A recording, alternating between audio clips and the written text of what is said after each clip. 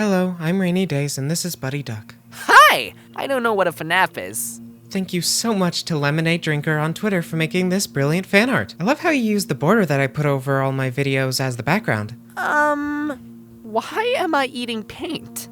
Good question. That was the fan art of the day. Moving on. You all know the story by now. A man creates animations in video games typically centered around Christianity. Those fail financially as well as critically. A few particular reviewers call his creations unnerving and robot-like. This is used as inspiration for a last-ditch effort to make money for his passion and to be able to put food on the table for his family. Five Nights at Freddy's. Boom. An unlikely success story along with a fruitful indie franchise is born. And MatPat has never been the same since. No, like, seriously, have you seen some of his latest theories? He's literally just making stuff up at this point. To celebrate the recent release of the movie, or at least I hope so, I'm writing this a few months before the movie comes out, I'm going back to the beginning to see what made the original game so captivating to begin with to so many fans, including myself. Starting off, let's talk about the fundamentals of how this series started out. 2 doors, 2 lights, along with 7 cameras. When this game came out, this was practically unheard of. This isn't a horror game where you're forced to go towards danger. This is a horror game where the danger is making its way to you. That is where the horror really comes from. This game does everything in its power to make you feel helpless. You're unable to do anything about this scenario you've been placed into as a nighttime security guard. The only thing between you and death is your reflexes to close these 2 doors. Another huge factor of what makes this game scary is lack of information. Lost track of Bonnie? Good luck, because he certainly hasn't lost track of where you are. Didn't close the doors soon enough? Well, now you're just asking for a face full of jump scare. Oh, and don't forget to check your blind spot. Dang it, where did they even come from? Skill issue. Hey, in my defense, I've gained a lot of knowledge on the ins and outs of this game. Let's get into... Bonnie and Chica will try to enter your office through the left and right doors respectively. They do this via movement opportunities. These are chances for the animatronics to move to a different location that happen approximately every 5 seconds. The chances of them moving is determined via these difficulty number toggles you can see on the custom night. As well, the number for each animatronic slowly goes up throughout the night. Foxy's movement opportunities work differently in that he doesn't move from room to room like the other animatronics. Every movement opportunity he succeeds at is spent towards him inching his way out of Pirate's Cove before finally making a dash to your office. The main man, Freddy Fazbear, uses his movement opportunities in the same way as Bonnie and Chica, however he has a set path that he takes, making it to your right door. And he never turns back. However, so long as you're looking at the camera he's on, he won't move. He also can't attack so long as you have your camera up. Then there's Golden Freddy. There's a very rare chance he might appear in your office even with both doors closed. Flip up your camera and he's gone. Very spooky stuff. So how does that make the game scary? Seems pretty easy to me. Well, because for as much as I've learned about this game, it still terrifies me. The way that this game works is just so fine-tuned to make the animatronics' movements feel unpredictable. It's unbelievable just how good this game is at causing panic for new players. Okay, but seriously, on the topic of panic, where is Bonnie? He should be in the main dining area. Where?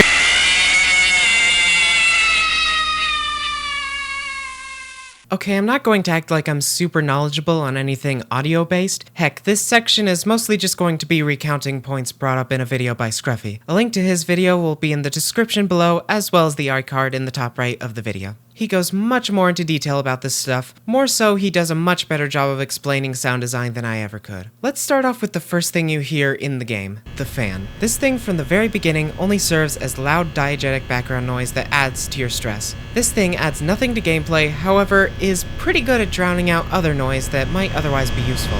Speaking of which, our guide has arrived.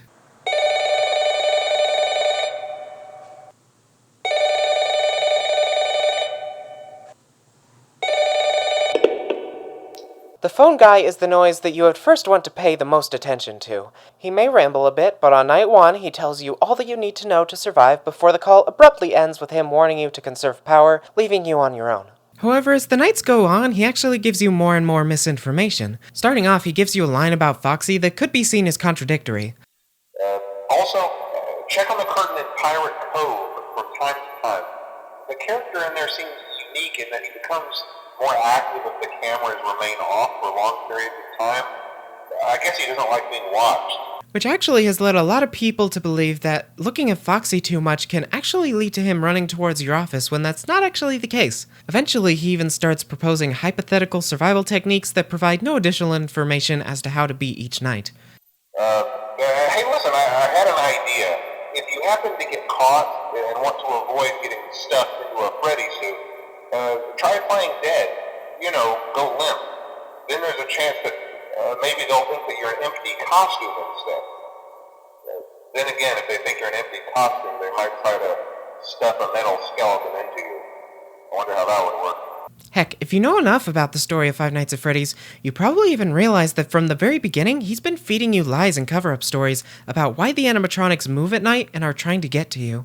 On the 4th night, you get to hear his demise, only leaving distorted gibberish on the 5th night. Taking all of that into consideration, after night 1, his calls become less and less of a tutorial and more of just a distraction meant to cause more panic for you, along with all the other bits of ambiance, which I'll talk about now. Throughout every night, you can faintly hear these metallic-sounding echoes as you pan through the cameras, only barely able to make them out over the distorted noises of the camera feed as well as the sound of the fan, which has become more dulled now that the camera is pulled up. There are also some more noises that you can hear at random that feel less ominous, but still serve to confuse or scare you. For example, this pipe organ that plays a cheery tune.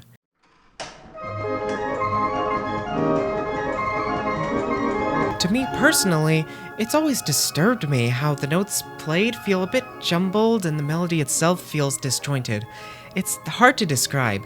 It's almost like it's being played by an old machine that has, over time, lost its rhythm yet still persists in playing its hyperactive melody. A festive melody that would otherwise feel right at home in this pizzeria/arcade now has a much more startling presence when you suddenly hear it in the middle of the night. Speaking of melodies, you may sometimes hear Foxy muttering to himself.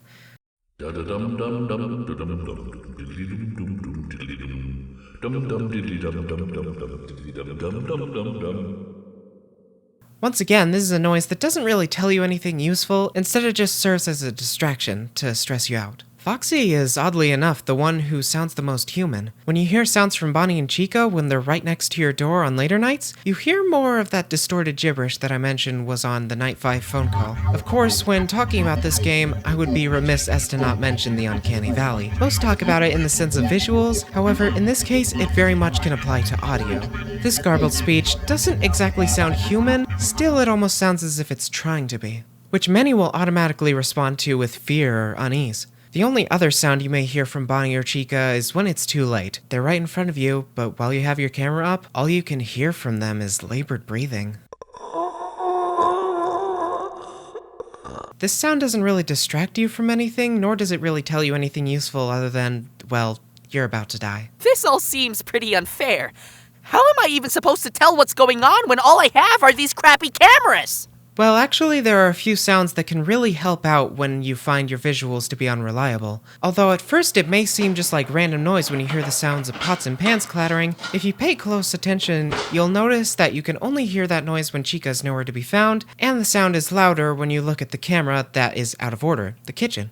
Meaning that when you hear that sound, you know that Chica is probably just chowing down on some day-old pizza. Another sound that may seem alarming at first, but is actually there to help you, is footsteps. Every time you hear these, which impressively do sound like big metal feet covered in fur, despite probably being a stock sound effect, you know that either Bonnie or Chica have moved to a different camera, making it to where you don't have to be as reliant on the cameras. When Freddy becomes active, occasionally you can hear an unnaturally low-pitched laugh, which, fun fact, if you turn up the pitch, you can actually hear it's the laugh of a child. That doesn't seem significant. At first it may seem random as well as alarming, with some paranormal being laughing at your torment through the night. However, eventually you may pick up on how his laughing signifies that Freddy has moved, which helps a lot because Freddy is really hard to see on cameras. Enough about cameras, let's talk about doors. When you use your door lights, you hear a faint buzz. Sometimes this might be automatically interrupted by a stinger when the animatronic is at your door. Basically just a soft jump scare to give you momentary panic. When you open or close your doors, they make really sturdy sounding clangs to indicate, hey, this is your shield. This is a barrier that the monsters cannot pass. Therefore, it's what you must use to guarantee your safety. That is until... yeah. There's such a contrast between the prominent sound of when your door slams shut and when the lights turn on, versus when your one line of defense is taken away and there's just a little click. And all you can think in that moment is, oh no. Speaking of which, I really should have done a better job at conserving power. When the power goes out, suddenly all control is gone. A dark office and a descending drone is all that's left. No cameras or doors to keep track of? There would be a bit of relief here if not for... Oh dear, here he comes.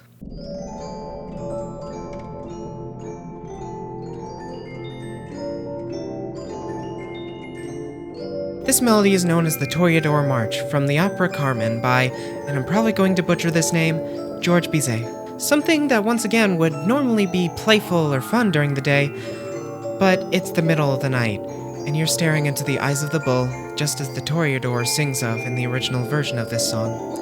Then suddenly, silence.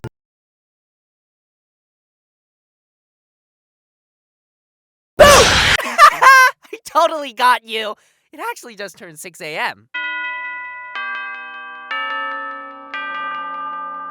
A joyous melody plays as the slowly built-up tension of the night is suddenly all relieved at once, until, suddenly, you're thrown right back into the terror. Once again, most of that was just info that I gained from a video by Scruffy. Link to his video is in the description, as well as the iCard in the top right of the video. Okay, the most lengthy portion of the video is done. I can finally talk about... In my opinion, the visuals of this game hold up tremendously. Not because of them being timeless, quite the opposite. Like, just look at this fan recreation of one of the halls from the game. I don't have to tell you that this is not a clean set design. The game's dated visuals reminiscent of early computer-generated animation adds to the uncanny feeling of the game in a way that I feel actually made it easier for so many fan games and FNaF clones to flourish and recreate the style of the game. Speaking of uncanny, these guys are uncanny. Like I mentioned before, everyone when talking about this game mentions the Uncanny Valley, a place where things look almost human, but not quite, and therefore set off alarm bells in our heads that what we are looking at is not something we should be near. I would say that I've become desensitized to these character designs, but all it takes is the right lighting and... Suddenly, my fear for these characters have been reignited. By the way, that's one of the many rare screens that you can see throughout the game. I think they do a lot to add to the lack of predictability aspect of the game. Due to the limitations of the game engine Five Nights at Freddy's was made in, most of the time you don't even see the characters moving at all, aside from the occasional twitching, almost as if the cameras and animatronics are glitching simultaneously. For the most part, movement is hidden behind malfunctioning cameras, as you can only hear their heavy footsteps as they approach you. In the way that this was done, the animatronics almost seem like statues. One might even compare them to the weeping angels from Doctor Who. When you see them looking into the cameras, you get this feeling of, well, are they actually looking at me? Or are these seemingly lifeless automatons just happening to be looking blankly in my direction? It's like you can't predict when or if they're going to strike when their faces barely portray any emotion. Once again, as I'm writing this now, the Five Nights at Freddy's movie isn't out yet, but I feel like many parts shown in the trailers of the characters looking angry and evil miss the point of what made the initial game so unsettling to many, and many people are acting like the color of the eyes alone is the issue. The daycare attendant would disagree. It's really the way it's executed. Their entire eye is tinted by a red light when that kind of gets rid of the contrast that for many makes eye contact in horror media so uncomfortable. That's why you've seen a lot less people complain about when their eyes are lit by a more subdued yellowy orangish color. In that case, their pupils actually don't look washed out. Also, the expressions that the characters pull are, well, expressive, and honestly that's to the movie's detriment. Now, with that said, the Jim Henson Company did an amazing job translating the characters one-to-one from the games to the big screen. To be fair to the director, there are plenty of shots in the trailer that look great and hit the nail right on the head when it comes to the fear factor that the games brought. I especially love this shot of Chica. It kinda gives me chills. Putting aside my rant, my point is, the reason these characters are scary isn't because they're designed to be monstrous, raging mechanical beasts. That's more of the thing with the nightmare animatronics, which could be debated that makes them less scary. That's not for this video though. But it's because they're made to look friendly. They're goofy singing cartoon animals. But suddenly you put the same characters in a dark hallway and they're staring right through you, and they don't seem so friendly, and the more uncanny parts of their design shine through. Speaking of which, the darkness in this game is used in such an overwhelming way where it creates a sense of claustrophobia stronger than any of the walls and halls of the pizzeria do. It's like there are just barriers of pitch black nothingness that obscure your vision of what would otherwise be a much more open building. And all that you can see is tearing down at the seams. Cobwebs everywhere, broken light bulbs, pieces of trash and cups littered everywhere without explanation. Also random CRTs and children's drawings scattered about the hallways in your office with seemingly no rhyme or reason. It almost feels like a blurry, abandoned memory from a child of a Chuck E. Cheese or something. Dream theory aside, for a lot of people who grew up getting to see the real-life locations similar to probably what Freddy Fazbear's Pizzeria looked like in its heyday, this game takes their nostalgia and mangles it in such a perfect way. Also, while on the topic of visuals, can we just talk about these specific eyes? These little dots somehow portray so much intense paranormal anger for these characters in a way that's, in my opinion, way scarier and way more iconic than what we've seen from the movie trailers. Well, at least I can take solace in knowing that the FNaF movie will likely have great... Flawless segue, by the way.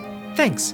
Now it's time to talk about the lore! In case anyone watching isn't familiar with the backstory, the story of Five Nights at Freddy's is that 5 children went missing, were killed, and their bodies were likely hidden inside of the suits that the animatronics wear. Now they still roam the building, puppeteering their new bodies and attacking anything they deem to be a threat. And you're their next target. Scott Cawthon, at heart, is a storyteller.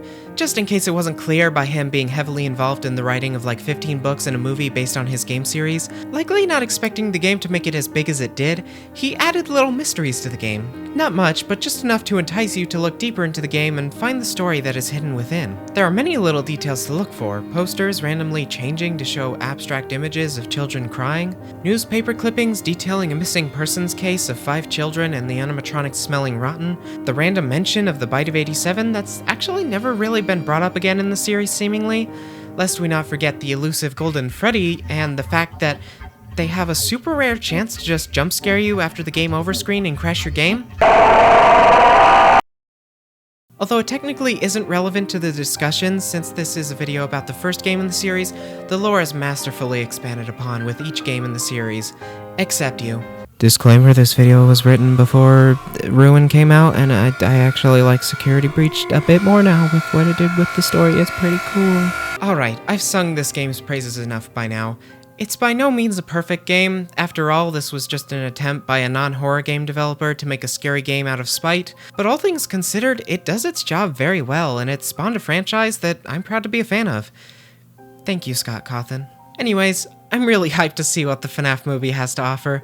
Stay tuned if you want to see some videos based on that.